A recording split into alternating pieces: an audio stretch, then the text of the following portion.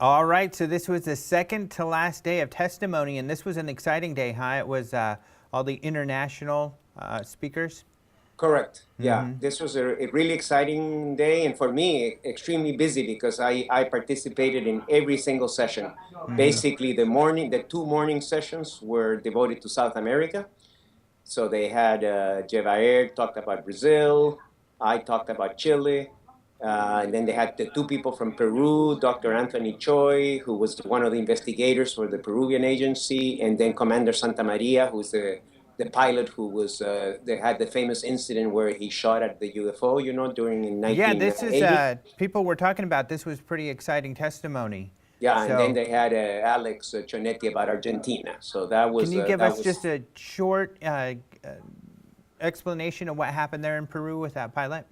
Yeah, well, that basically was a case. In fact, as a matter of fact, that case is discussed in quite a bit of detail on the current issue of Open Minds magazine in my interview with the other Peruvian guy, with Commander Mm-hmm. Chamorro, who was also a witness to that incident. He was a very young officer at the time, and it was early in the morning, I guess, when the entire troop, it's a very important base in southern Peru, and so the entire base, close to 2,000 people, were on the grounds, because they give them their orders for the day. Like, you guys could do this, you guys go on that flight, whatever. And as this was happening, this was in April of 1980, they saw this object in the sky. And this was a kind of a very secret base. And he revealed something that I didn't even know. One of the extra secrecy deals, that's why that case never transcended until years later, is because they were installing some Soviet equipment. Peru used to buy, it wasn't a communist country or anything, but for years, Peru, and maybe even to this day, used to have the arms deals with the Soviet Union. So they had Sukhois and MiGs and stuff like that, where other countries had either French or American aircraft. So anyway, they see this object, and their immediate reaction was, well, this is espionage. Someone wants to know what we're doing here. So, but they thought it was a balloon or some kind of a spy device. So they scrambled this Sukhoi jet with this guy because he was the best marksman. He was famous he had won awards and stuff. And basically, if the object didn't identify itself, he had orders to destroy it. So he also thought it was a balloon, daytime, right? And so as he climbs and he gets closer to the object, he realized it's no balloon, and uh, and uh, and then since the object was not identifying itself, and he was continued to come towards the base, and he had his orders, he shot every ammunition that he had, like caliber, but these were not missiles but guns, and um, and nothing happened to the object, Huh. nothing whatsoever. He's like he says that it seemed to like absorb the weapons, and if it was a balloon, it would have been destroyed. And it was like the size of a house or something. So I mean, Mm-hmm. it was an easy target. Daytime, big. It was a clear day. So that basically is the story of the guy. There've been What many happened to the cases. object? Did they see it move away or? Yeah, after he shot the thing, fortunately the object didn't respond and shot at him like it seemed to happen in the Iran case. Um, yeah, then the object, boom, just took off and went very fast. Oh, Wow. also he was running out of fuel. Uh huh. So as he was running out of fuel, he had no choice but to Wow. return to the base. So, and And AJ probably talked about with Brazil, they've got an incredible amount of cooperation with their government there. We just yeah, wrote about them meeting with the military. right. AJ is the one that talked the first, and he talked exactly. He talked about that meeting, and also he talked about the famous Chupa wave. The one in the 70s when the UFOs were hostile, Mm-hmm. and this was all documented by the military. Jacques Vallée wrote about that. It Mm-hmm. was in the book Confrontation years ago, but that's when we didn't have the Brazilian Air Force documents. And so the Congress panel was kind of shocked because Yeah. these are, and they say, well, this, after we've been here for 4 days, and this is the first instance of hostile cases. Ah. And so AJ explained that. Of course, I talked about Bermudez and General Bermudez and the CFA Commission in Chile. I know plenty about that, as you know. Then there were the two guys from Peru. Choi talked about the Chulacanas case, which is also described in my interview with Chamorro in the current issue of the magazine. And then finally, Chonetti talked about Argentina. Mm-hmm. So that was, and there were two sessions each, well, Right. because what happened when you have a long panel and each one reads for 10 minutes, by the time you're done with the panel, that almost eats the first session, then they Right. get to do one round of questions, then they give you a little break, and then the second long session is just straight questions. Right. And so the afternoon, what did that consist of? Well, the afternoon, then it started with Pinotti talking about Italy and the history of Italy, and he talked a little bit about the Vatican too, mentioned Mussolini and so on, the Mussolini documents. Then came Sun Shili, and he gave his story about China and the relation of their institute with the Chinese government and all this. And they were quite amazed too, the congressman. And then Grant Cameron talked about Canada, mostly the Wilbur Smith files. And then Nick talked about his, well, we know Nick's story, about the MOD and his participation there and what were the policies of the MOD, etc. And then I was the last one. And so each one of these guys was representing a country, right? Right. But because they didn't have representatives from France or from Russia, and as well as many other countries, I figured that these two countries are particularly important, both Right. as countries because they're nuclear power and so on, but also in the history of UFOs. Both of those countries have had a rich history of official commissions and so on.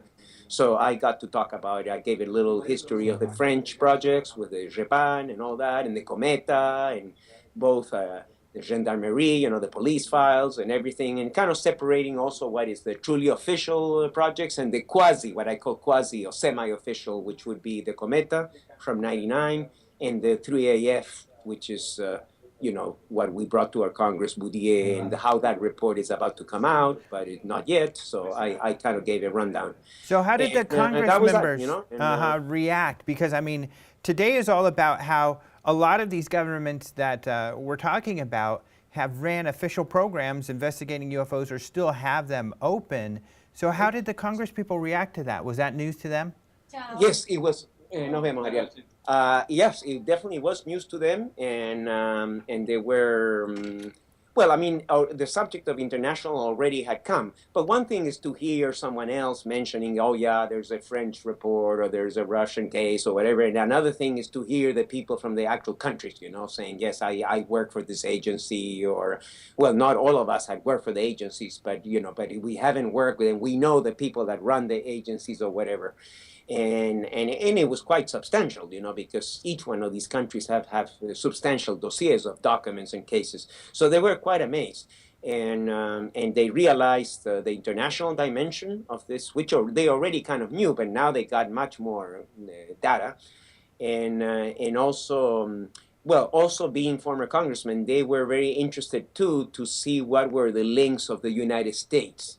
What had the United States done with these different countries? Because, as you know, there are many allegations that the Americans come and get stuff from different countries, and of course there were different stories. So they wanted to, in the questions, there were a lot of questions about what was the interaction between the American UFO policies and the policies of these countries, most of which are allies of the United States, but Russia Right. not so much, and then China is its own power and so on.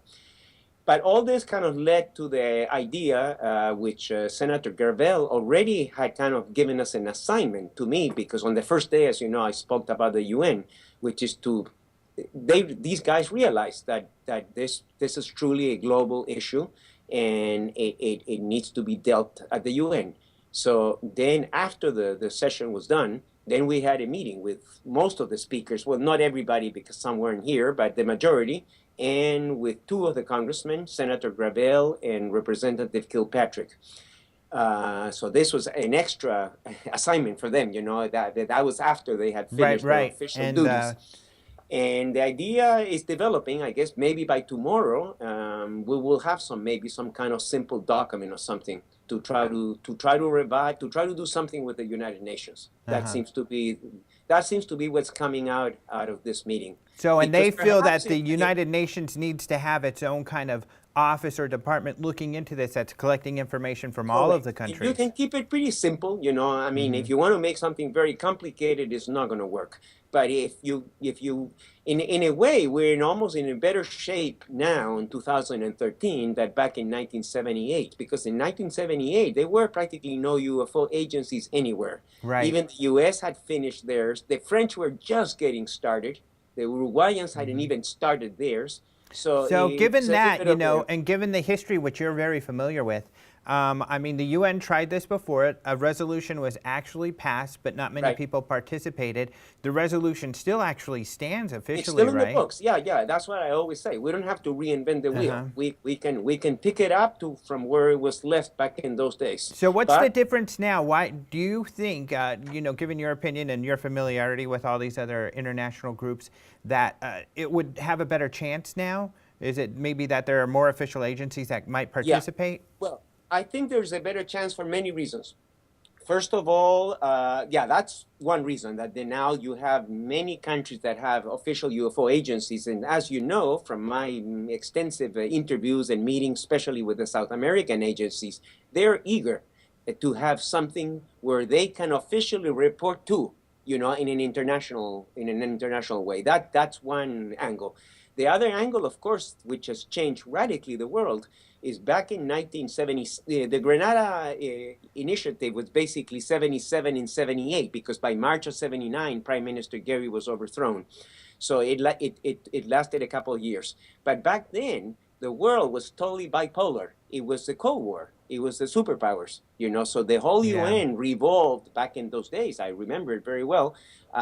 It was the competition between the United States and the Soviet Union.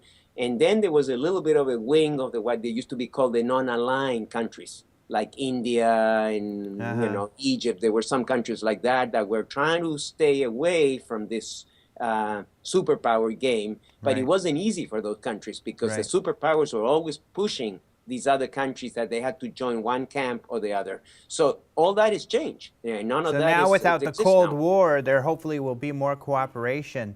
My last question, because we're pretty much we're running out of time, is there were only 2 of the former Congress members here at this meeting. Do you have the sense, or are you guys going to look to get support from some of these other former congressmen?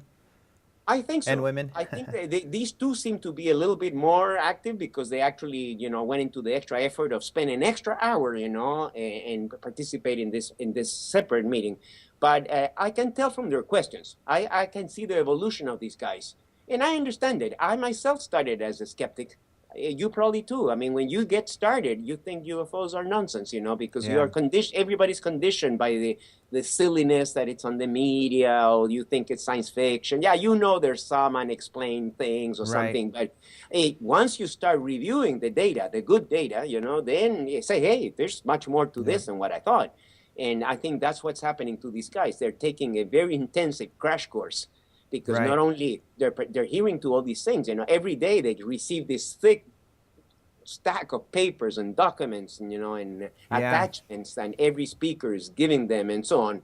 So I think it's going very well. Good. The one part that seems to going the worst is the media. And of course, we don't control that. But as you know, Nick had some pretty interesting comments yesterday, where he says, okay, well, maybe the media, the mainstream media, needs to take, you know, their stupidity out of their system. Well, and then we did have George Knapp from KLAS and Lee Spiegel from Huffington Post. Both wrote some commentaries to their colleagues in the media saying, hey, you guys sure are being kind of a bunch of, you're being very snarky is the word that George Knapp used. So hopefully things will change. But I understand the media being, I mean, I've seen articles in the past, in the Post or whatever. It's okay to be a little tongue-in-cheek, but so long as you also provide the data. So, okay, cover yourself. Well, and there's a little bit of that today. Daily Beast and ABC News gave some more data, thank goodness, on those stories, so people can check that out. But thanks for the update.